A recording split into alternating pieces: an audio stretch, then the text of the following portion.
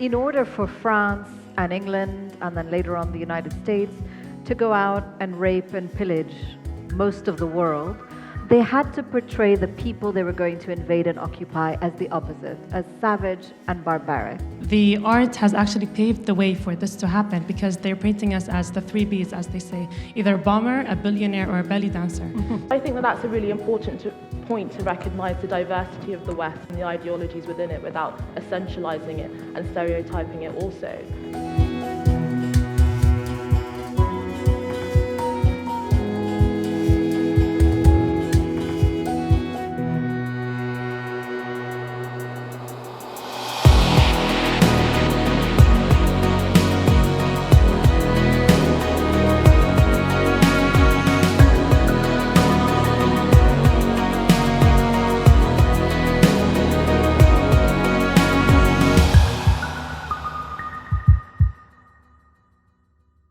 Hello and welcome to this town hall from Doha Debates. I'm Dina Takruri and I'll be your moderator for our discussion on Orientalism.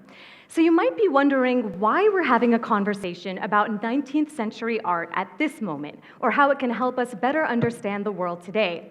Before we get started, I'd like to take a moment to address the current events in the region, which I know are affecting so many of us today. With so much violence happening so close, it can be challenging to focus on something like art. But this discussion is very much framed by the ongoing events. To grasp the connection, let's take a brief moment to unpack what Orientalism really is, because it sounds a bit academic, doesn't it? And it is, but even if you've never heard the term before, you may find it surprisingly familiar at first sight. Let's have a look.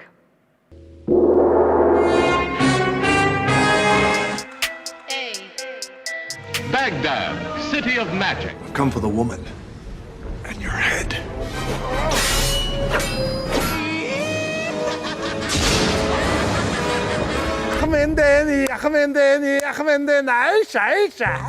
What did I just watch? I made that up. You sure did. Ever heard of Orientalism? Well, this is it. Let's rewind. Back to parts of the 18th and 19th century, when Orientalism was an aesthetic movement that examined the Arab, North African, and Asian worlds through newly introduced Western eyes. The paintings from this period, after France invaded Egypt, show a fascination with the East, but also a reduction. They often portrayed Arabs and Asians as villainous, exotic, barbaric, mysterious. Women in particular are helpless and highly sexualized. They stand to say even more about how these artists from the West viewed their own culture in relation, masculine, rational, superior. But Orientalism isn't just an artistic movement. Palestinian American scholar Edward Said reimagined the definition in his book entitled Orientalism. In it, he argues, the Orient was almost a European invention and had been since antiquity a place of romance, exotic beings, haunting memories and landscapes, remarkable experiences. For him, the 20th century was no different. Fanaticism, violence, etc., always associated with the Arabs, with Islam. Arabs are always being killed. They're always associated with what is negative and regressive. Sounds a lot like where they cut off your ear if they don't like your face. It's barbaric, but hey, it's home. Especially in pop culture, the Orient, which comes from the Latin word oriens, or east, is a direction, not a place. East of what? Of whom? Unclear. But let me tell you, there's lots of camels. And sensual, albeit blurry, desert heat. On the other hand is the Occident, the West. And there are real-world implications to how we view each other. Besides reinforcing stereotypes, if the Middle East, North Africa, and Asia are backwards, inferior places in need of saving, someone just might try.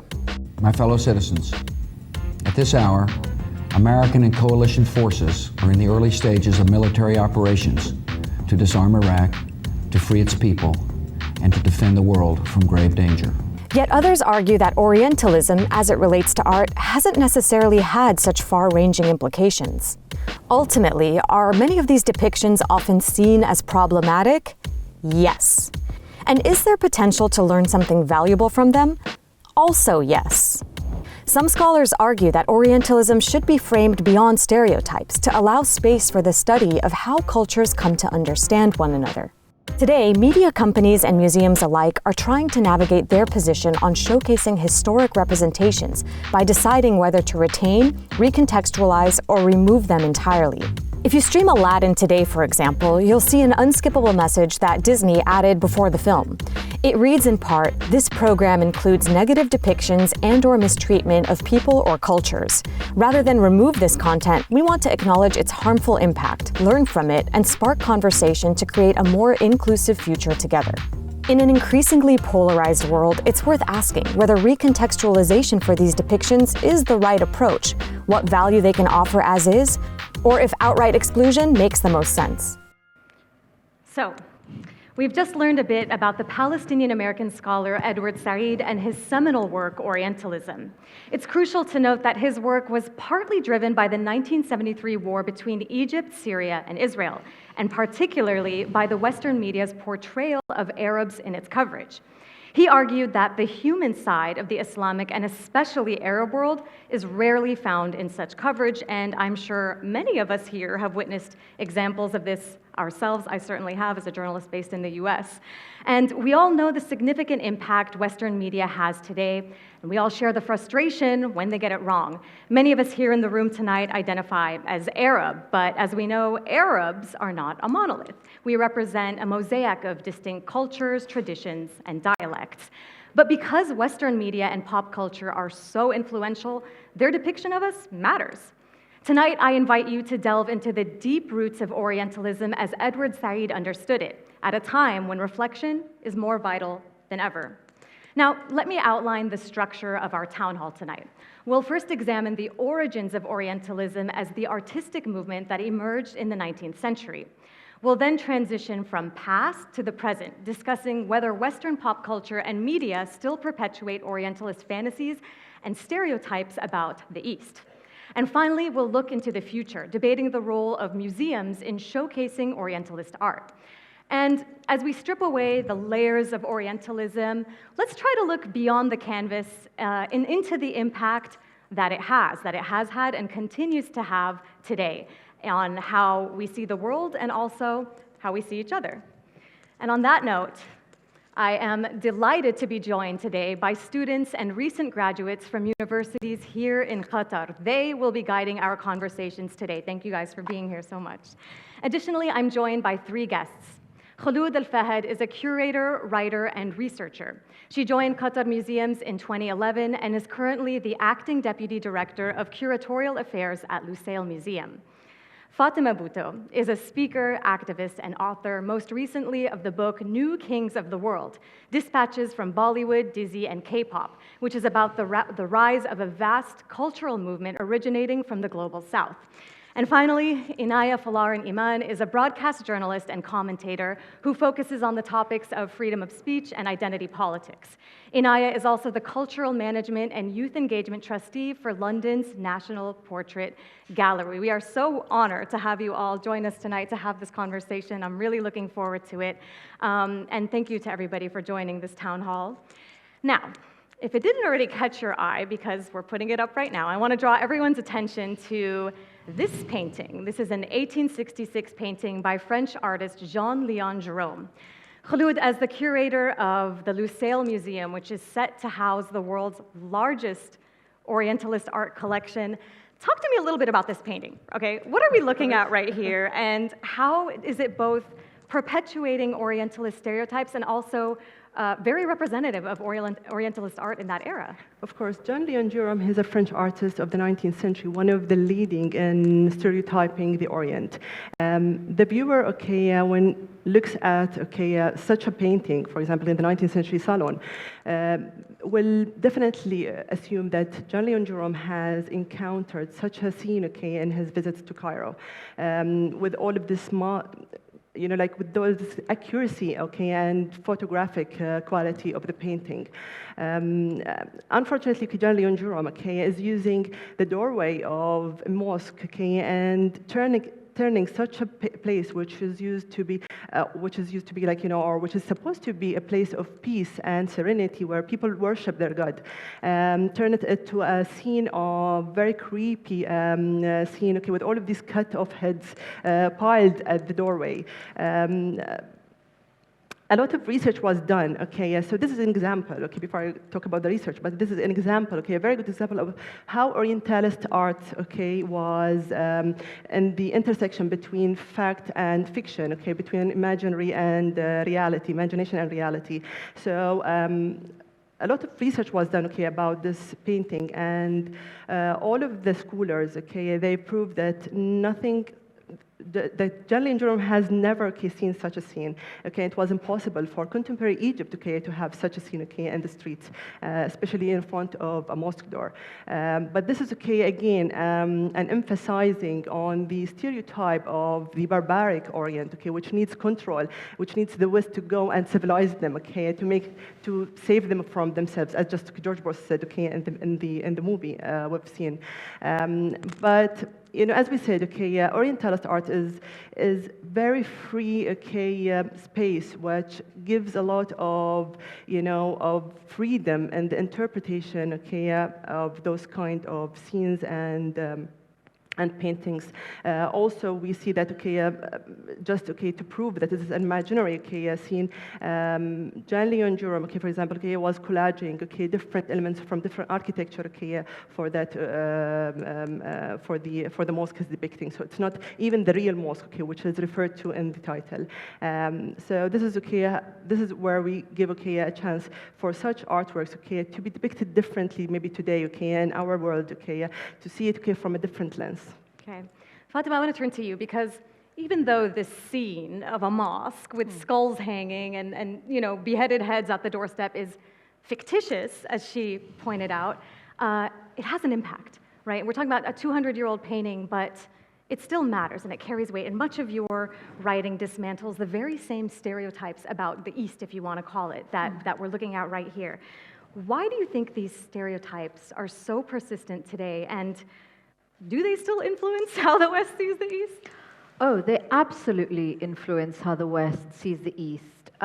In order for France and England, and then later on the United States, to go out and rape and pillage most of the world, they had to portray themselves as paragons of virtue, of science, of rationale, of enlightenment, and they had to portray the people they were going to invade and occupy as the opposite, as savage and barbaric. As Kholood said, it's a fantasy, and it's a fantasy they're getting away with for hundreds of years. And we know that it's pervasive because we're living through it every single day. Some periods, it's more transparent than others. So all you have to do is look at the language that was used before the Iraq invasion. You heard, unfortunately, a snippet of it. It's a dehumanizing language. You only have to read the Wall Street Journal any day. It doesn't matter what's happening. It's in the Wall Street Journal. And you only have to watch a Hollywood movie. Edward Said himself said that when Arabs or Muslims are portrayed in Hollywood, they are either villains or fanatics. And if they're good guys, which is a really big if, because they're never good guys, but if they are, then they're collaborators or native informers. They work with the CIA, or they're a cop, or they're the FBI. And this is for a reason. Soft power paves the way for hard power. We call it propaganda, but as Rage Against the Machine said, and I'm happy to quote them here in Doha. Please do. That there's a very thin line between entertainment and war. All this is preparation. And we look at it maybe as innocent. It's not innocent. This is a preparation for a political project that we're living through that has disastrous consequences and is really rather racist at its foundations. I want to turn to you, Inaya, because a lot of people find art, like this particular painting, offensive. How do we engage with people who find it offensive? How do we contextualize art like this, or do we even? I think what Kholood's description of this artwork actually really just highlights the importance of displaying it, because it's actually such a rich source of intellectual, artistic, moral and political history that can be illuminated and discussed from just one piece of artwork, regardless of what you might think of the history itself. And I think if we use offence as the yardstick for whether or not we should display or discuss particular representations and so on, and I think that we're in a very worrying place, because as obvious as it sounds, human beings, we are by definition diverse. We're informed by different cultures, different histories, different religions, and that undoubtedly will lead to many different interpretations of particular events and particular representations. And I think the thing is about art itself is oftentimes the most thought-provoking and compelling artworks are deeply offensive, because they challenge us and ask us to question often deeply held taboos. And there's many things now that we do take for granted, whether that is equality for women or other values and so on, that at one point in history were regarded as both fringe and offensive to the orthodoxy at the time. So I don't think offense is a very compelling reason to not depict something or not to discuss something, because one person's offense could be someone else's completely different view. So in terms of how we actually engage with these kinds of artworks and historically contextualize them, as you mentioned, I think my starting point is to recognize that two very mutually exclusive, often opposing views can even have very compelling, meaningful, and sincere justifications for those views. And I think that as long as we keep the space open to allow those perspectives to be discussed, and this is not to say that everything should be relative and there are no standards. Of course, we should negotiate right and wrong, but I think we have to start from the perspective that as long as we keep the space as open as possible, as citizens, as human beings, we can come to different conclusions, and that is okay. So, okay, this is super interesting so far, but let's also not forget that in addition to long-dead artists and pieces of work like this from 200 years ago, we're also talking about very real, very alive human beings. And here I want to turn it to our students and recent graduates on stage, and I want to know who among you has a story to share about how you might have been affected by Orientalism? There's so many hands. Let's start over here. You had it first. Hello, everyone. My name is Haneen Darwish. I'm a student in interior design. And I do think we face Orientalism in our daily lives, not just me, but everyone, even if it's indirect or we don't notice it. One simple example is that I was once searching for the name of the French, the name of the inventor of the camera, and then Google shows me that it's a French inventor, and then da-da-da. But then the actual thing is that it's foreshadowing the narrative of the Arabic inventor. His name is Ibn al-Haytham, and he's a mathematician, a physicist, and an astronomist. And he's done a lot of stuff that contributed to the camera that we actually use nowadays. So one thing I want to point out is that it's actually important for us to stop for a second and reflect on the information that we are digesting in our daily lives. Thank you. Absolutely. I want to turn it over here. Stefan, do you have something to say? Hi, my name is Dafan. I'm a Palestinian who was born and raised in Qatar, and I went to university actually in the UK. And I remember when I first met some of my friends actually who are also from the UK, they told me, Dafan, where are you from? And I said, Palestine. And they said, oh, Pakistan. And I was like, we're not that two-dimensional. And they're like, okay, so you guys have roads and buildings? And I'm like, yeah, we drive cars, we have highways. And I opened my phone, and I showed them Qatar National Library. I'm like, this is just a library, And they kind of looked at me, and they're like, we thought you were like transporting things on camels. And so for me, it was just insane to see how something like, Aladdin or something like the news was going to make someone think that, the East is two-dimensional. As they said earlier, that it's super diverse, and it's just, I think it's really unfair for us to be kind of dismissed that way. And that gets to so much of the essence about what Orientalism really is, right? The West progresses, the West advances, but the East is stagnant, doesn't evolve, right? And doesn't advance. So we're going to pull up another painting here on screen that I want to ask Kholood about. Enlighten us a little bit more about the Orientalist tropes that we see here in this painting by Frederick Arthur Bridgman.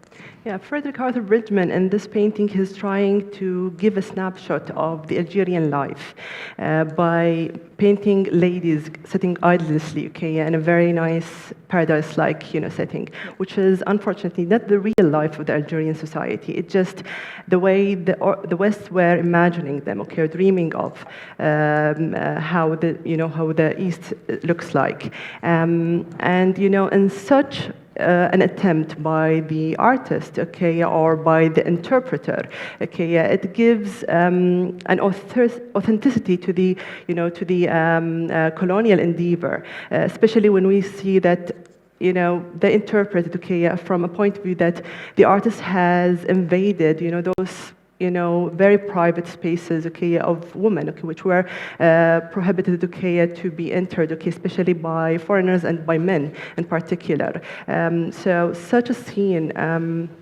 although it looks very nice, okay, and static, those ladies, okay, look like more of accessories and an exotic tableau. It deprives, the Algerian people, okay, from their dynamic life, from their rich culture, okay, which is hidden, okay, under such a scene.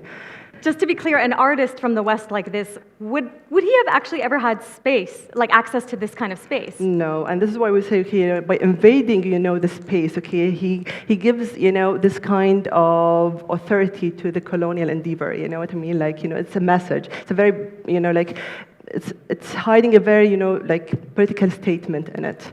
And many of these Orientalist artists from the West never even necessarily traveled there, right? Exactly. But just their imagination, based on what they want to, what they are thinking. But also there's something important, okay, about those. As I said, okay, this is art, okay, and it's very free, giving a free space, okay, to the people, okay, to interpret it. Other interpretations also, okay, could lie, okay, under that kind of work of art. For example, okay, some people say, have, interpreted it as being, a Western artist talking to the Western, okay, audience about the West itself. So such, okay, a way of depicting, the woman in a paradise-like, okay, space.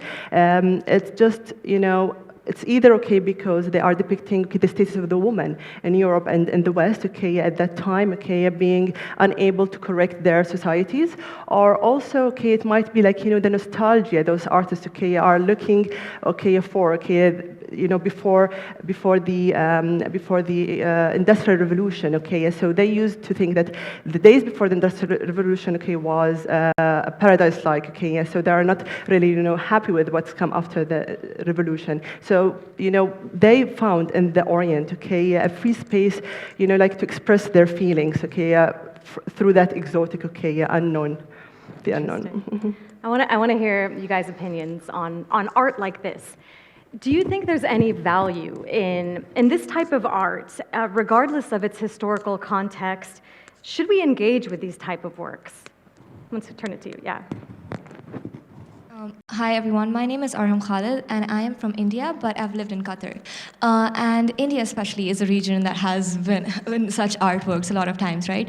And a lot of these artworks have been true to an extent, but my only concern comes to the fact that the only focus is on these regions rather than like focusing on the other regions of India, because that then implies the stereotypes that goes on in the society. And for me, I feel like we should engage in such art because we can question them. As an Indian myself, like, I love questioning the art I see about my country. Like, is it true? To what extent is it true? And then for people outside India, I want them to question this as well. Like, what am I seeing? Is it true? Who has made this? For example, as you mentioned, like, as someone from the West making something about the East who have never been there, I just feel like that's something we need to question ourselves as well. What about you guys? Anyone agree, disagree here? Hi everyone, I'm Lulu Al-Thani, I'm a junior interior design, and I also agree with her opinion. I think we should showcase this kind of art, but at the same time we should show the opposite, an art that shows a true point of view, and then we leave the audience to question why these two art pieces are different. Mm-hmm. So yeah, I think I agree. It has some kind of truth. It's not completely truth, but it has some kind of truth in it. Like maybe the design and the drawing is true. Maybe they did have this kind of design, maybe the content's not true, but maybe some of it, maybe they did actually have these kind of dresses. So I'm not completely against showing this kind of art. Interesting. Now, are we giving the average art consumer too much credit for maybe being critical and asking these questions? Which one would hope they would do. Hello, everyone. My name is Fayrouz. I'm Colombian, Palestinian, Lebanese, and I definitely agree with what was just mentioned about how, art is sometimes not consumed critically. Like, we don't know if the person who's viewing this piece of work has the enough knowledge to question if it's a reality or if it's fictitious, as you've mentioned. And again, going back to saying that if we need to engage and portray them, I think definitely we need to discuss it in order to kind of like increase this knowledge of like what's real, what's not, and how these Orientalist tropes kind of engage and increase the hegemony of the West on the Orient, even though I don't like to use Orient because we're very diverse. So on this area that is depicted in such a false manner. So yeah. Thank you. Assalamu alaikum, everyone. My name is Intisar. I'm from Algeria, specifically from the city of Algiers. Have you seen this before? Is from. Exactly. I've seen these pictures and many other pictures similar to these.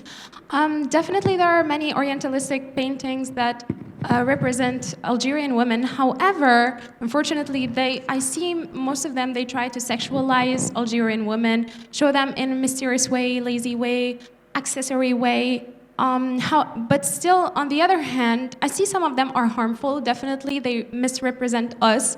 But from the other hand, many of them, they bring us like a picture of what was Algerian women living like, what clothes they are wearing. Like, I can confirm that those clothes are part of our culture. They're called karaku, ghalila, sarwal mdawar. So all of those are part of the history, even like the jewelry they are wearing, khalkhal. So they are part of reality, even the architecture, the interior design, the city from there, it's the kasaba. So it really relates to the place I'm coming from. I can confirm that. So we can say, we can engage with the art, the paintings of the Orientalists, take some values from them, but definitely be always aware and critical about them. So that's it. Thank you. Thank you. Thank you guys for your thoughts on this painting. We're going to move on to our next topic, where I actually want to bring this conversation forward 200 years. Modern Western narratives often appear as extensions of 19th century Orientalist cultural perspectives. I want you to watch another clip right now.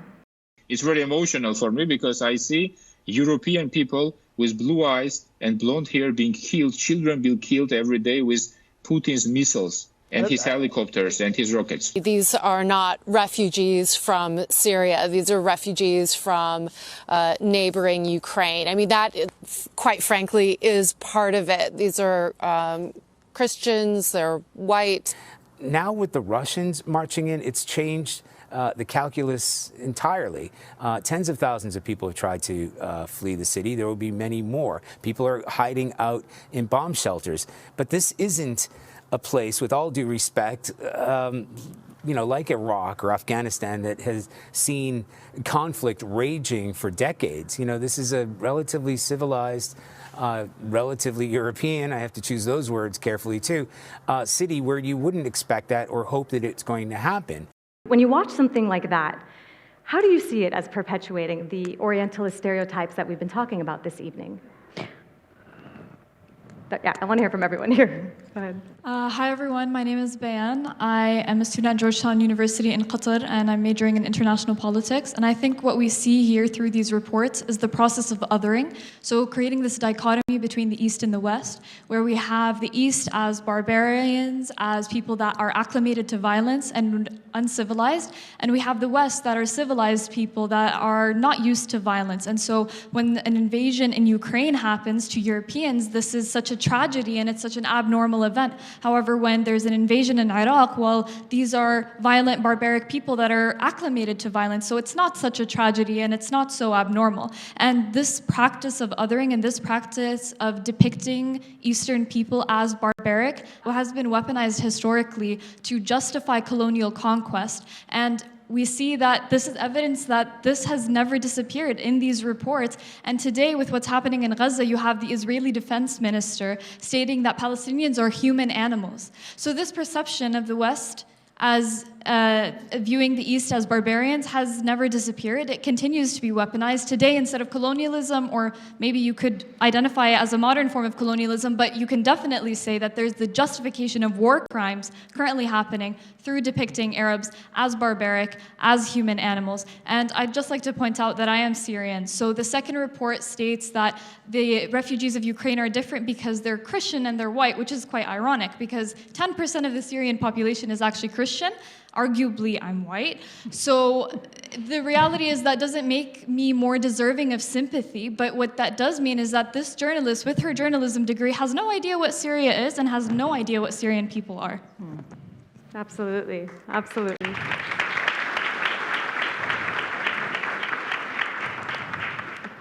Go ahead. Hello, everyone. My name is Iza Alissa, and I am an Indonesian artist living here in Qatar. And I first learned about Orientalism, or the topic of it, here in freshman year here in VCU Qatar. And when I first heard about it, I was just like, okay, I definitely see it, but we dive so much more into Orientalism in the Arab world and such. And I completely agree, and I feel like it's much needed. But then I realized that, like, hold on, like, it's something that I see it happen to my people as well. And then when I looked into it, I realized that the Orient is, you know, the other, which is everyone from the East, the West Asian, South Asian. You know, it's a huge chunk of people just like flan into one thing. And just to put things into context, again, I said I'm Indonesian, and Indonesia alone, from one distance to Indonesia to the other, it's the same distance from Qatar to China. So it's a very large country with hundreds of different languages, not dialects. And so that's one country, as you know, as an example. So regarding to what Bayan was saying, it's very, like, the term Orient, or this whole idea, is very reductive, and I feel like that contributes to exactly what we're seeing in the news and everything. Thank you. Hi, my name is Yasmin Abu Ghazaleh. I'm an educator, and I want to point out that these media reports don't just happen. As Fatima said, the art has actually paved the way for this to happen, because they're painting us as the three Bs, as they say, either a bomber, a billionaire, or a belly dancer. So then when something happens, oh yeah, they're bombing the bombers, it's okay. It's justified in the public eye. They don't have to put in so much effort to convince the Americans that this is okay. It's already been done for 200 years. So they've already paved the way for that. If I can jump in, Dina, I think there are so many current examples, and I just want to leave you with a couple of them that have really exposed to me not just an intention here to other, as you mentioned, but the hypocrisy behind it. Nancy Pelosi, the former Speaker of the House in the United States, who has refused to say anything about a ceasefire, was photographed wearing a bracelet made from bullets that Ukrainians used to kill Russians with. You know, we saw video go viral over the past week of Ahad Tamimi. And there was a fascinating backstory. At some point during the early days of the Ukraine invasion, Ahad's video was picked up, and she was represented as a young blonde Ukrainian girl fighting a Russian soldier. And at the time, everyone was like, wow, how amazing, what courage. The moment they found out she was Palestinian, of course, then that ended. Ahad is in detention today. You know, this hypocrisy couldn't be clearer. And I think one of the most heartbreaking current examples is the fact that, you know, the Gulf War I was essentially launched on the back of false testimony of a young girl who said that she saw Iraqi troops pull babies out of incubators. She lied to a US House Human Rights Caucus, and it helped launch the war. Today, we're watching 37 now, because 3 have died, Palestinian babies taken out of incubators because their hospitals are being shelled, snipers are shooting people in the hospitals, they don't have fuel, they don't have electricity. And where is the outrage for those babies, for those incubator babies? This is a sinister project, and I think we have to be very clear that we need to be familiar with it. I don't think we need to censor it. I think this is very important for us to know and to watch and to see how we're portrayed. But we need to start being more active in our response to it. Thank you. And could I come back on? You wanted to respond? I mean, lots of very interesting points made, but I think that there is also a kind of stereotyping of the West that is going on in much of this discussion. Actually, the West, just as quote-unquote the East, is full of diverse cultures and heritages and political ideologies and movements. And actually, we have referenced Edward Said's Orientalism, which is taught across Western universities. And actually, even the time when he wrote the famous works, he was welcomed amongst the European and Western intellectuals with open arms. His book was widely praised. So there are very strong strands within Western thought that is incredibly self-critical, that has recognized past wrongs and present wrongs as well, and is very much engaged in that dialogue of bringing in lots of different perspectives and trying to understand the way in which different groups in different countries have been misinterpreted. So I think that that's a really important point to recognize the diversity of the West and the ideologies within it without essentializing it and stereotyping it also. But I also think there's a human point here that the imagination is always limited insofar as in order to draw representations of other things, we are always going to get it wrong, we're always going to misinterpret, because the nature of the imagination itself is mysterious and elusive. And so the idea that the only thing that is valid or important or correct is exact, accurate reflections of particular countries or communities, then I don't really know what art would be then, because art in and of itself is something that is always a distortion of what the actual reality is. So I think that actually if we are going down this line, that the only important point to take from the artworks that we've seen in other things is whether or not it's accurate, then I think we would miss the beauty of it, its artistic value, whether or not it's depicting things in a exciting or skillful way. So there are other questions to ask, not just whether or not it's an exact, accurate reflection.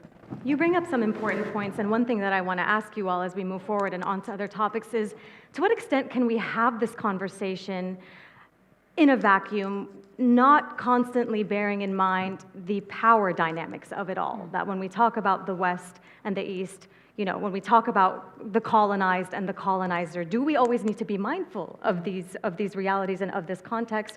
Or can we just appreciate, the art for the beauty that it has? I would say power is very important here. And I would invite you to imagine a world in which Asian art depicted the West as per our imagination. I don't think they'd be as tolerant of it, actually. I don't think they would have the generosity of spirit and questioning and criticism that we have to display all the time. The problem, of course, is the power dynamic, is that we don't have the power that France has.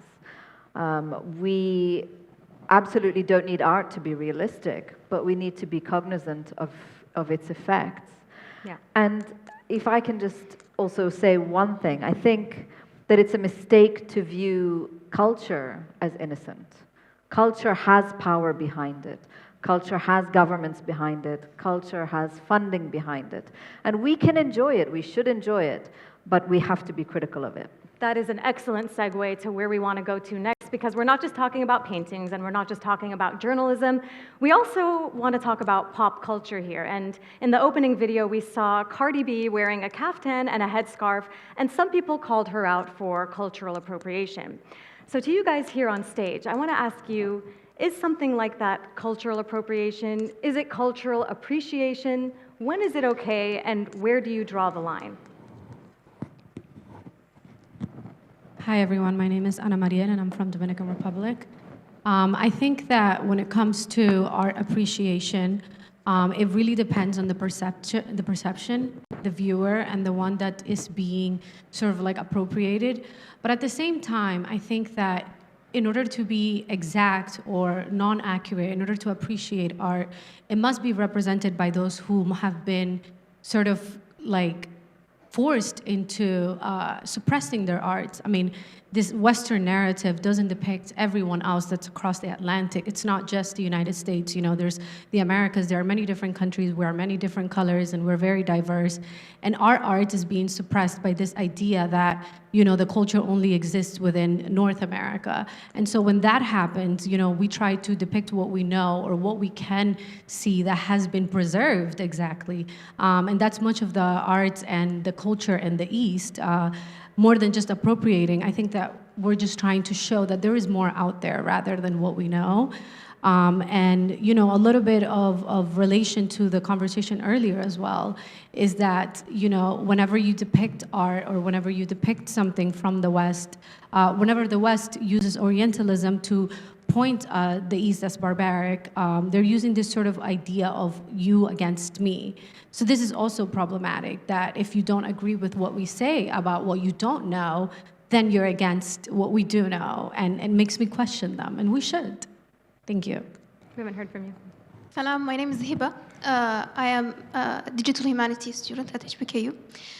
I do think that this example, particularly of Cardi B, is relevant because she's a black woman. She is from the global south. So is it the case that when it's someone from the global south, someone who is Arab, someone who is black, do they get like a free ticket, like a green pass to represent and talk about the culture?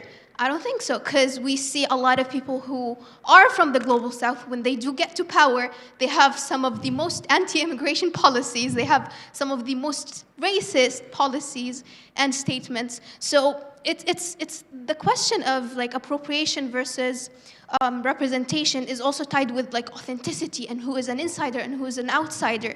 And when you determine someone as an insider or someone as an authentic person, authentic representation, you actually grant them power. So if they're already someone in power, like a pop star, you gotta be careful about granting them even more power and say, oh, they're authentic, that they are like just because they are from this region. So I think it really ties well with the issue of power dynamics. It doesn't relate directly to geographical location, to color, to race. It ties with how much power does this person have, how much they are trying to be honest, how much are they questioning things.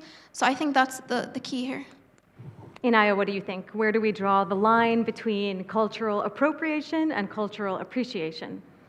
So I don't really think there is a line, and I don't think Cardi B is from the global south. I think that she is American through and through, and I think that she would class herself fundamentally as American. And I think intention matters. I think that that's a really important way that we have to recognize that. Was her intention in depicting that to dehumanize, to degrade? Of course not. It was an artistic expression. I think there's a real danger in seeing cultures as these fixed, distinct things that have these rigid borders that other people cannot interact with and exchange things. Actually, when we see different cultures, you often find upon deeper investigation that the lines are actually quite blurry, and there's been many ways in which the East, so-called, has influenced Western thought and Western discourse substantially, and vice versa. And for example, you know, I recently came back from Japan, and there is a huge American culture of Japanese people wearing Elvis-inspired clothes, also inspired by African-American hip-hop culture. And I think that that is a glorious example of human creativity and human expression, reinventing things. And they don't need permission from African-American people. They don't need permission from supporters of Elvis in America. That is the free-flowing nature of human beings. And I think that when we police intercultural exchange, and I think what we're actually doing is retreating further into our silos.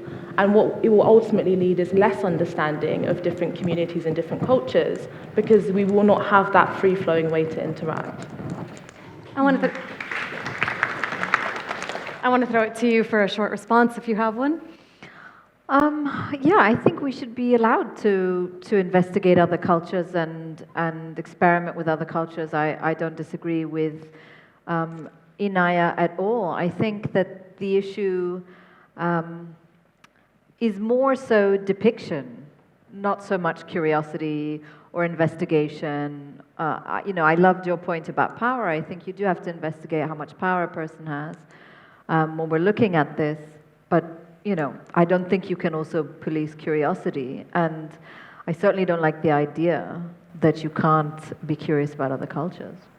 Yeah, we coexist together, so people are living together, okay, and especially nowadays, okay, with all of this kind of easy communication between the cultures, okay, so there's no harm, okay, since from the beginning of the history, okay, people are taking from each other what's for their own benefit and what helps, okay, in developing their own culture. So this is something this is a very natural, okay, thing, and it's something, okay, that we should also, okay, be happy that if someone is taking from other culture, that means, okay, this is something good, okay, that people, okay, feel proud of it, okay, or give them some kind of power or whatever. So this is something very, I think, positive. Yeah. Thank you. So Orientalist tropes aren't exclusive to the Middle East. The West often willingly or unwillingly dehumanizes Asian identities in pop culture as well. Let's take a look at this clip that we've edited for brevity. Techno-Orientalism differs a bit from Edward Said's definition of Orientalism. Instead of seeing Asia as just backwards and uncivilized, Techno-Orientalism represents Asia as so technologically advanced that it has no humanity. You would have had to edit it for brevity because we'd be here all night otherwise.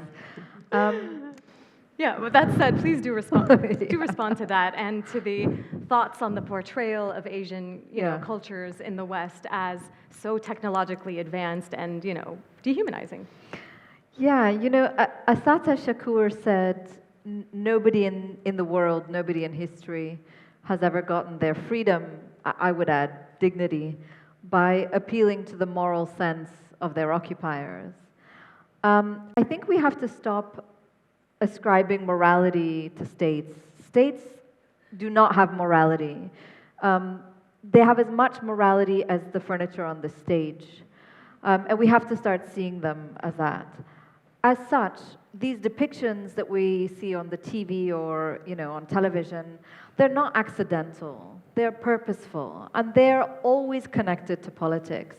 So, whether we're talking about East Asians in the sense of the Japanese during the World Wars or the Chinese today, these are people who represent a significant existential threat to Western hegemony. So it shouldn't be surprising that they're going to be portrayed as cold or robotic in the same way that Muslims are portrayed as violent or submissive. You have to look at culture closely with politics, I think. And we have to remember as well, when we're looking at media, whether that's film or the news, that these are not innocent institutions. They are ideological institutions. The clip we saw earlier, where that guy said, with all due respect, and then proceeded to be really disrespectful. That's the BBC. We weren't watching some random channel from a village somewhere.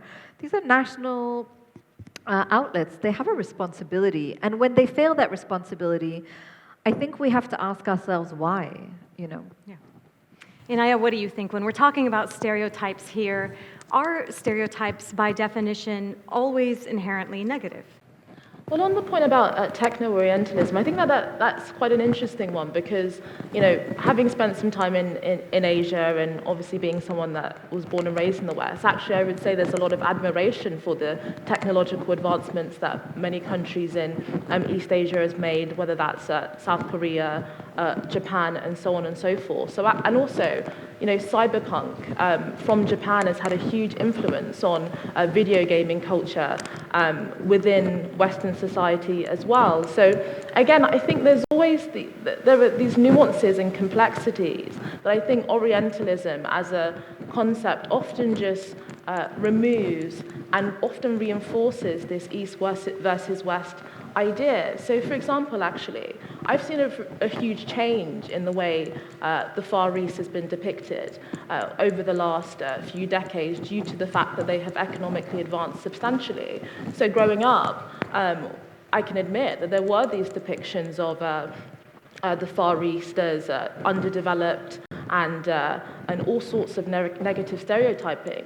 But the context has transformed to such an extent where many of these voices are now making themselves heard and are completely shaping the way that they are depicted. So I think that we have to be careful not to remove the agency from many people themselves that actually push back, that shape Western thought as well, and actually redefine their own stories. And that relationship is constantly going and ongoing. If I can just jump in here, I think it's an important point that Inaya's raised. And I wrote about this. It's not so much that the West has embraced Asian culture, it's that the rest of the world embraced Asian culture, and the West is actually coming in at the tail end of this. So I grew up in Syria. I remember watching Japanese soap operas on television in the 1980s. You know, that's when we were looking at Asia, and that's when we were studying Asia and learning from Asia. You know, when was Squid Games on Netflix? Like 2 years ago. Yeah. And we see the same with South American culture. You know, you have, whether it's telenovelas or you have music in Asia, in the global South, decades before it hits the West.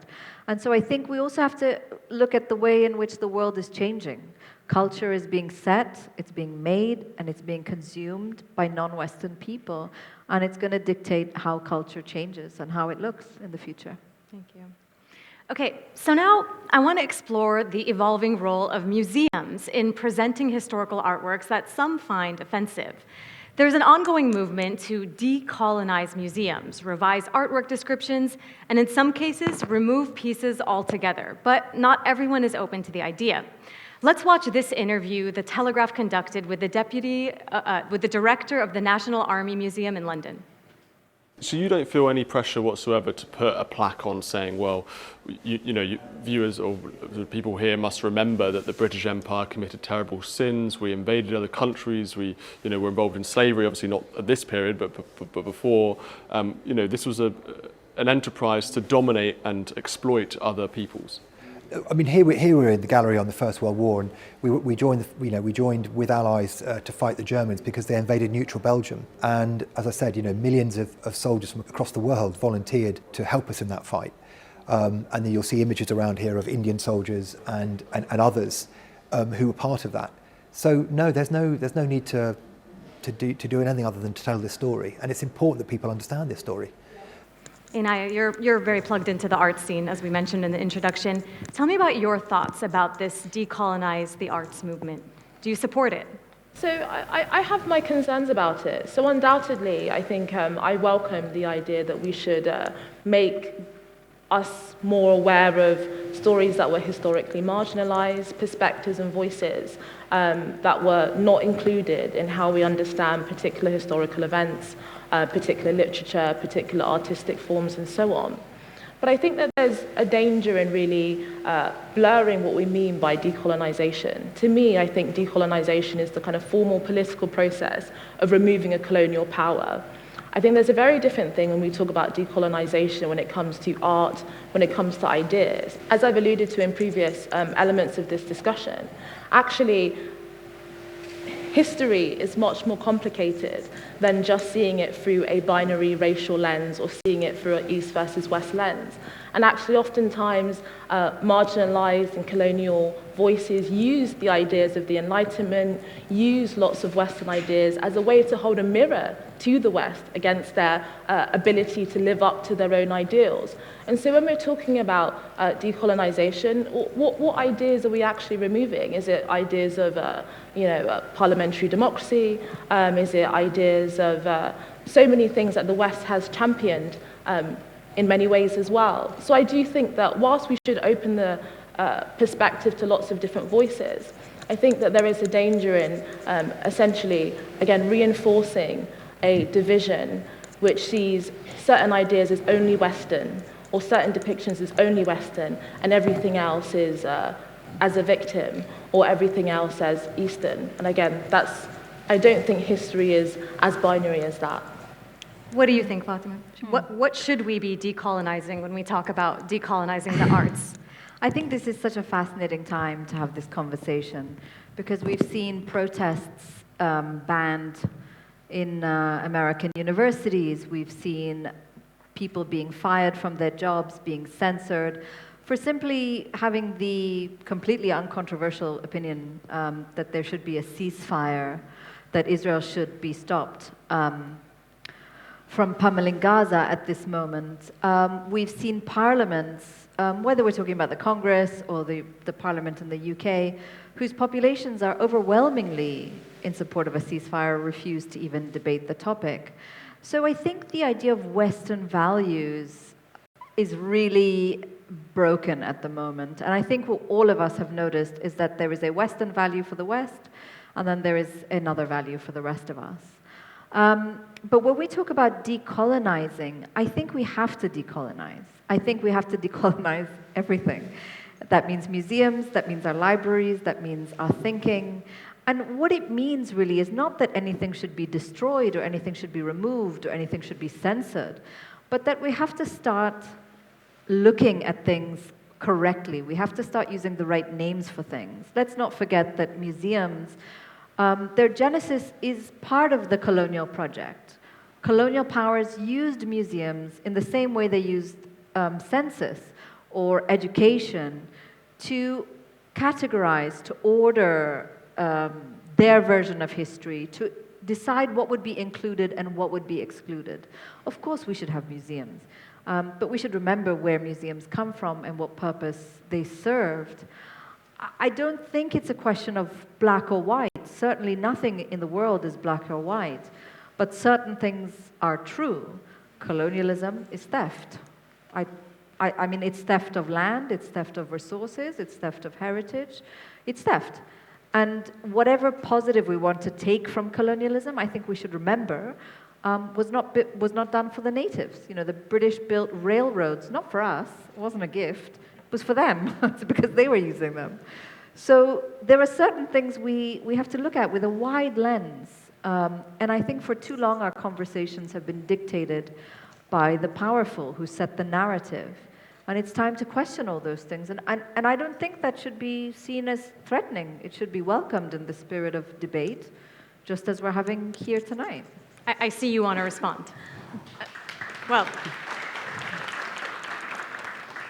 I think one of the things that I'm concerned about is almost a reverse form of Eurocentrism, where we see the West as this unique, all-powerful being in the world that is essentially responsible for everything and has behaved in a way that is historically so unique so as to make it particularly distinct. I mean, even when we talk about colonialism and when we talk about empire, the British Empire, the French Empire are not the first empires in the world, you know, whether that's the Ottoman Empire or the Benin Empire. And many of those empires behaved in a wide range of ways that today we would disagree with and some that we would agree with. And we don't view many of those empires in the same way that we view the West. And I don't think we engage critically with the practices and behaviors and the way in which languages were erased, certain ideas became dominant and certain ideas became marginalized. And I think when we hold the West to this overwhelming, unique, omniscient force, then I think that we actually end up reinforcing senses of superiority amongst Western elites as responsible for all things and superior. And so I think, as I said earlier, I think there is a danger as black and brown Arab people, and I include myself in that, of course, as taking away our own power, taking away our own influence in the way in which we have shaped the world as people as well, and making all the power in the white West. And I think that only serves to reinforce senses of superiority and inferiority. I'm going to have to say, I'm really glad you mentioned the Ottomans. I think there is a massive difference between empire. Of course, all empire is at its core interested in power and expansion. But the Ottomans didn't settle their territories. The Ottomans, the Mughals, these are people that allowed religious freedom. I don't think they can be compared at all with the French in Algeria or in Morocco, who committed not just vast amounts of theft, but violence to a degree that these places have never recovered from. You know, we're not sitting here having this conversation in Turkish. We're having it in English. You know, that is a result of the British Empire.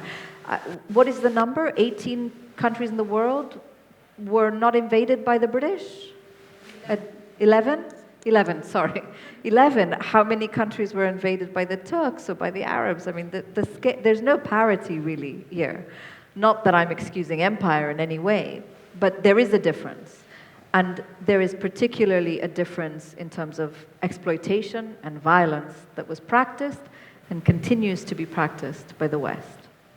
We have heard a lot of strong and popular points being made, and I want to give a chance to for our students to respond and maybe expound on something that you heard. We haven't heard from you. Assalamu alaikum. I'm Iman Ismail. I work here in Qatar Foundation, graduated from Georgetown University in Qatar. And with regards to the conversation about Orientalism, for one thing that constantly comes to mind is this idea of the false dichotomy between the East and the West. I think it's become synonymous with the powerful and the powerless. I'm Sudanese, but I was raised in Southeast Asia. I come from this part of the world where danger is constantly lurking. We're used to it. It's as if we have a higher pain tolerance as people who come from the global south. But that's ultimately not correct. I think that's never been proven scientifically. But you can still say that the conversations that are being had, even when it comes to art, you can say that it's just a piece of art on the wall. Let me just enjoy what it is. But what has it allowed you to do? It's allowed you to perceive someone now as the other, because they're on the other side. They cannot defend themselves. And you've allowed them to be seen as weaker or as lazier or as whatever it is as hypersexualized. And that becomes the norm. So decolonization, that process, ensures that we unlearn for the sake of liberating the oppressed. It's not for the sake of the oppressor. They can join the conversation if they wish to, but you ultimately have to allow the liberation of the oppressed so that they understand that their narratives are powerful and that they, as people, their lives are valuable as well, so that when news pieces come like this, they know that I can respond. I have the power to respond. I can be angry, but I will also respond academically and literate. Thank you. Do you?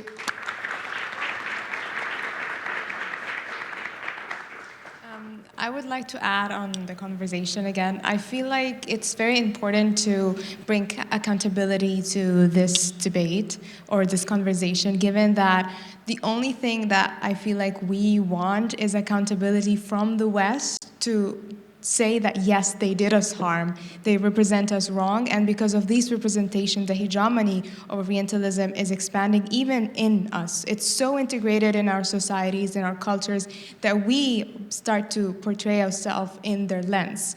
So, for example, when I go to Colombia and Latin America, or I'm speaking to someone who's Colombian, they don't consider me Colombian just because I wear the hijab and I look from the East. And they claim that I'm not a real Colombian and that I should go back to wherever I came from because I'm Muslim. And again, there's these misconceptions that are brought because of Orientalism that they need to take accountability for these things. And we are having this conversation to further disseminate that, and it's very important to point that if they're not going to take responsibility for what they've done, we can't really move forward with this conversation because it feels like we're just talking to a wall and there's no, they're not joining the debate. Like, they're free to join the debate, they're free to talk to us, but they're not. So it just feels like you're just talking into a void. So yeah, thanks. Thank you. I want to, maybe we didn't hear from you. I want to give you a chance to respond. Let's go. Hello, everyone. My name is Al-Hadar. I'm a student in HBKU, and I want to touch on the point you just raised and my experience, actually, and how this goes beyond even the people in the East and the West, and it even affects people back in Africa, right? So I am from Ghana, and I remember the year I came to Qatar, the year I got admissions here to come study. I had admissions in the United States and the UK as well. So I sat my friends down and told them that I was going to leave Ghana and I'm moving to Qatar, but I'm not going to the US and the UK. And if you see the look on their faces, like, bro, what is that? Why are you going to Qatar? Haven't you heard what's going on there? And I mean, it was, the time during the World Cup when all the media houses were just attacking Qatar like that. So you could tell that they've succeeded in making sure that even the people that are far away are affected and see the Eastness or the Orients as barbaric or, as inferior, okay? So in terms of decolonization, growing up again in Ghana, I read a lot of books about how our forefathers were colonized, and these books are still in schools, right? Do I want them taken out? Do I want them to ban all the books? Or if I become president, am I going to order them to take all these books from the classroom? No, it is part of our history. This is part of who we are. So I would want my children, my great-grandchildren, to learn about where we come from and how our forefathers had to go through so much to make sure that we are where we are today. So yeah, that's what I think. Thank you. Let's turn our discussion to how non-Western cultures can maintain their identity amid Western influences like Orientalism. To find an answer, we interviewed Dr. Naif bin Nahar, who I'm told is in the audience. Thank you very much. Oh, there you are. Thank you for joining us. Welcome. So to find an answer, we interviewed Dr. Naif bin Nahar, who is the director of the Ibn Khaldun Center for Social and Human Sciences at Qatar University. Let's watch. لدينا موقفان أساسيان في التعامل مع الفكر الغربي. لدينا موقف يرفض تماما التعامل مع الفكر الغربي ويختار أن يتقوقع في ذاته الثقافية. في المقابل لدينا موقف آخر يعيش في حالة استلاب تامة ويفكر دائما بالغرب وفي الغرب ولا يبالي أبدا بذاته الحضارية والثقافية. نحن نحتاج إلى موقف وسط وهو الموقف المتفاعل. هذا الموقف المتفاعل يقوم على ركيزتين. الركيزة الأولى المثاقفة والركيزة الثانية الخصوصية. المثاقفة تعني الاطلاع على الثقافات الأخرى ومحاولة استثمار ما لدى الآخرين في تطوير الذات الحضارية. الخصوصية تعني أن لا نستقطب من المعارف الأخرى ومن الأفكار الأخرى إلا ما يلائم ثقافتنا الذاتية ومعطياتنا المحلية. Thank you. Fatima, we just heard Dr. bin Nahar's insights on assimilating knowledge and ideas from other cultures only when they're compatible with one's own culture. So let me ask you, how can non-Western societies selectively adopt Western knowledge in a way that aligns with their own cultural identities? Well, I think by doing exactly what we've been talking about, by decolonizing, by expanding one's gaze. History is history, and the timeline is vast. And I think we can make certain choices to include more, to widen our scope, to include a larger range. And I think it's very important to use the correct names for things. That's part of how we maintain our identity. I was educated in American and English schools, and I was an adult before I realized that certain things that were taught to me were given the wrong names. Like what? Well, for example, in 1857, when Indian troops rose up against the East India Company, it's described as the mutiny, but it's not a mutiny. It's the first Indian freedom struggle. When I was in middle school, we were taught about European kings and queens sending people off, and that was called the Age of Exploration. It's not exploration, it's colonialism. And, this extends outside of schools, What is a humanitarian pause? It's a completely meaningless set of words we've joined together. It's called ceasefire. So we have to start using the correct words, and I think we also have to start adapting the models that we've inherited. I think we can safely say those models are broken at this point. And that doesn't mean we discard them, it just means we expand them. And we change them, we innovate them, and I certainly think we have enough work to do on that front. Speaking of a lot of work to do, Kholood, Lusail Museum has acquired the world's largest collection of Orientalist art, and you guys have the daunting task of recontextualizing it. How are you doing that? As you've seen today, there are a lot of ways looking into those works of art. The example of John Leon Jerome, for example, and all of the research was done in order to understand what was the aspirations of the artist. We have a proverb says, the meaning of the poem, lies in the heart of the poet. So all of the other interpretations, were done by people with agendas, who have power, just using those works of art, as tool, to justify what they want. This is why, our mission now as a museum is to bring those historical, extraordinary works, and put them, into a more modern, contemporary context, see how do they affect, us today. So we are not just a museum, okay, with all of these masterpieces of works, okay, but rather we're a platform, just as what we're doing today, bringing all of these different perspectives, okay, people from different backgrounds, okay, experts, students, have their say, okay, and debate and discuss all of these works of art, okay, and see how do they reflect on us, okay, on our identities and representations today. And this collection will be on display in 2030, is that correct? We hope so, mashallah. Okay, so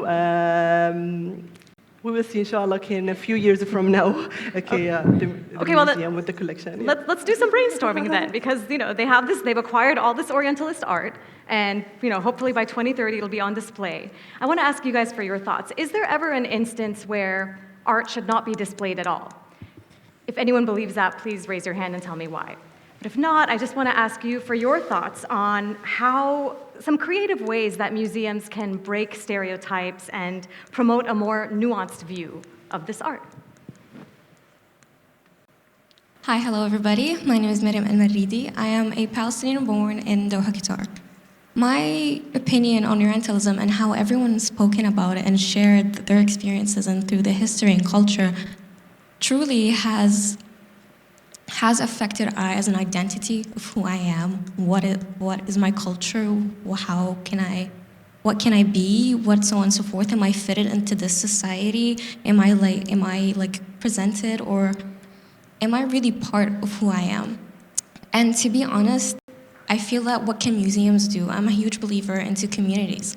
And when we are given communities to meet one another, share with one another, we get to learn from one another and teach each other, especially the right words with one another. We can tell them, we can experience and share who we are and what are we. Not to mention, this helps to break the idea of Orientalism. What has the world really shown or get implemented in us that we are a specific image when we are actually not, we are more than that. And especially here in Qatar, what I love is how they are proud to show their culture. You don't just see it within the individuals, but you also see it within their surroundings, how Souq Waqif is, how Qatar is. And so when we engage in events and bring on communities, especially from the youth, as we do not want to be repeating mistakes to the younger generations, as I believe that starting young is always the best way to implement the right values and morals and to place identity in, is by engaging with those and by sharing, experiencing, and implementing the right words, cultures, and showcase who we really are. And thank you. Thank you. Anyone, I don't think we've heard from you. And I want you all to jump in, okay? So I'm gonna try to get as many answers as possible. For me, museums are much more than to exhibit the history of a country. Basically, museums are what educates and shapes the future generation. Because whatever we exhibit inside the museum is what impacts us morally, spiritually. Therefore, I believe that these Orientalistic arts, which are close to stereotypes, should not be exhibited inside the museums, because we see, I as an Eastern generation, when I go to the West and I see that the Western way is actually presenting my culture, and I see that it's wrong, and I was like, I'll go and I will say that, hold on, that is not how Afghanistan is now. But while behind the scene things are different, and on the scene they're presenting my country maybe as a backwarded, as an illiterate people with no knowledge. So that is not how, Orientalistic, I can say, art works. So therefore, I believe that museums are what shapes the future generation. If we don't care about the Orientalistic arts, which are close to stereotypes, this will definitely create an anger inside every single generation. So that is what it basically creates a lot of problem, for the future generation, and this will be a headache for the society itself. So to be clear, you don't want these paintings on those walls? Exactly. Who agrees? Who disagrees? You agree? You disagree? Let's hear why. I think art is a form of expression.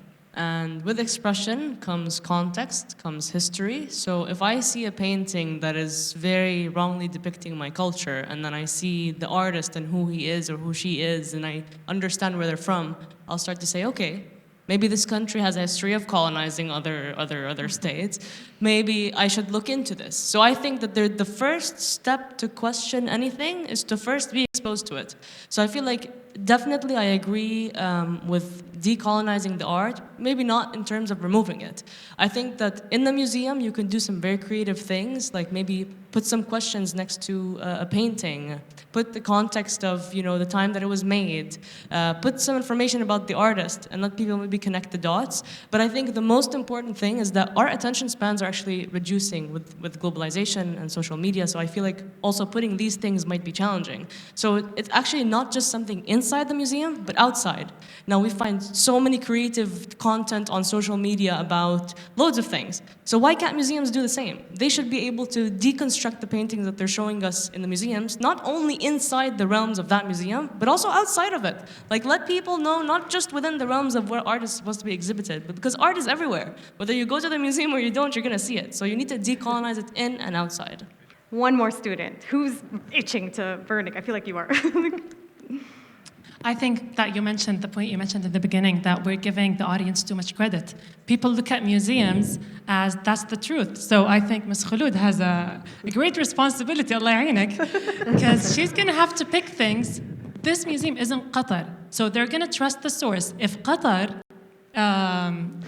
put this art, it means it believes in it. So we can't trust all the audience to go back home and research and look up the painting. They can do the research on other stuff, but if we're going to present it, we have to be proud of it at least.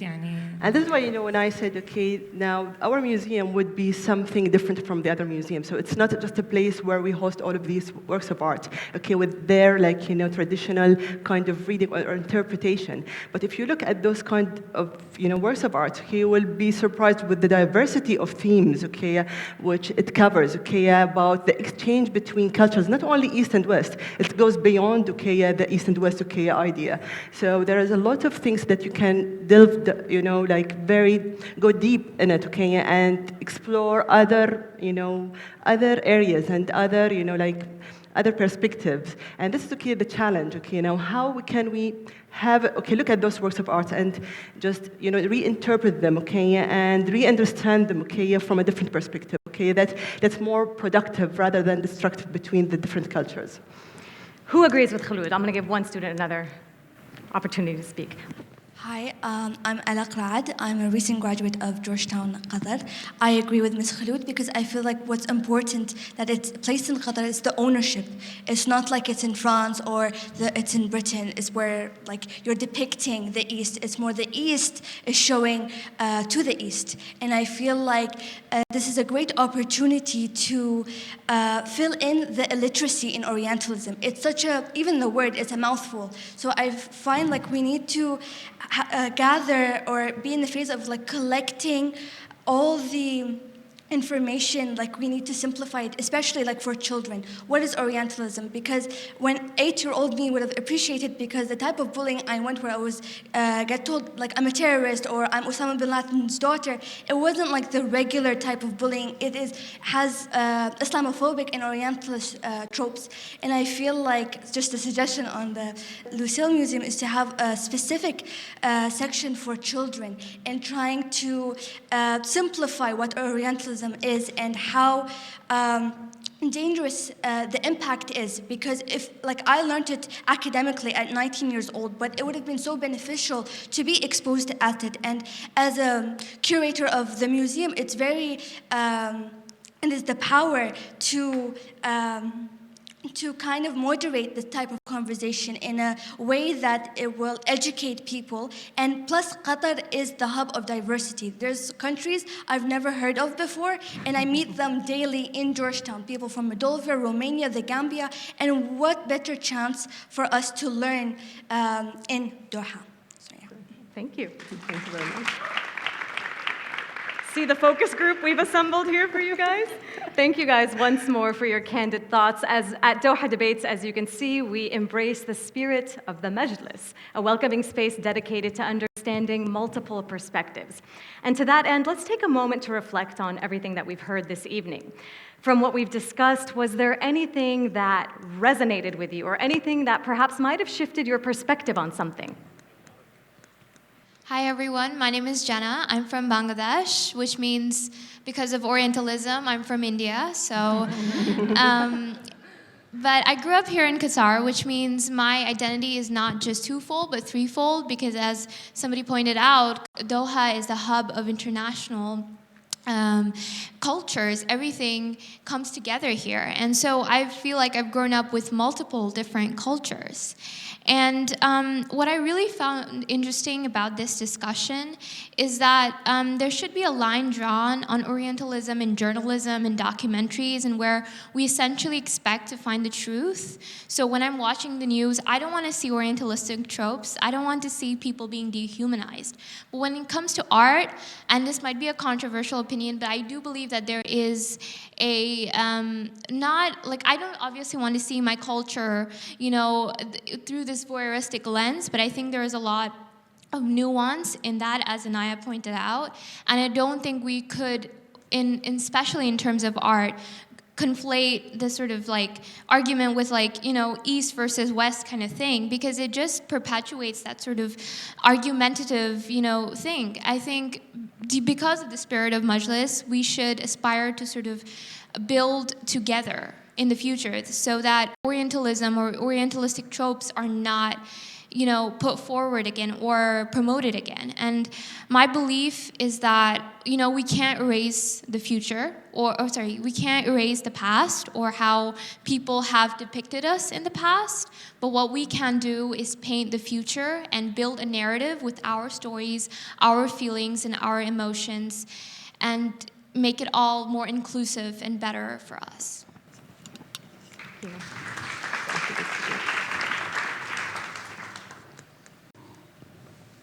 So, as a journalist, I came to compare journalism and media institutions of today with art and Orientalistic art in the past. In the past, we didn't have media institutions as we are having it today, but I believe that what was media is those art. So we should not only perceive them as just like piece of art, and we should be appreciating this beauty and art and exhibit them in the museums, but actually, however, we need to really know that it wasn't coming from an innocent place. As media today is not an innocent institution, same goes with Orientalistic art and pieces of art that happened to be made in the past. They weren't innocent, they were made for a purpose, so we should be always critical about it. That's why I believe that Lusail Museum, hopefully in the future, should be very critical about what to show and what to not show, because some pieces of art are made as a crime. They are a crime in history, so we should be very critical about showing them to the world or not, because their power is very huge and it has a huge impact. And that's it. Thank you so much. Thank you so much. Thank you to all of you. Our time together has come to a close, unfortunately. As we heard from our participants today, we're not just defining ourselves through the prism of others, we're celebrating the identities that have always been ours. Let me thank you all for joining us today, Kholood Al-Fahad, Fatima Bhutto, and Inaya Folarin Iman. We also want to give a special thanks to Dr. Naif bin Nahar for his valuable contribution, and of course to all of our amazing, bright participants here that give me so much hope in the future. Thank you for being here. And thank you to the Qatar Foundation for bringing us all together, and to Lusail Museum and to the VCU Arts Qatar for making this event possible. Let's continue the conversation online on Instagram, YouTube, and Twitter. We are at Doha Debates on all social media platforms. For Doha Debates, I'm Dina Takruri. Thank you for joining us.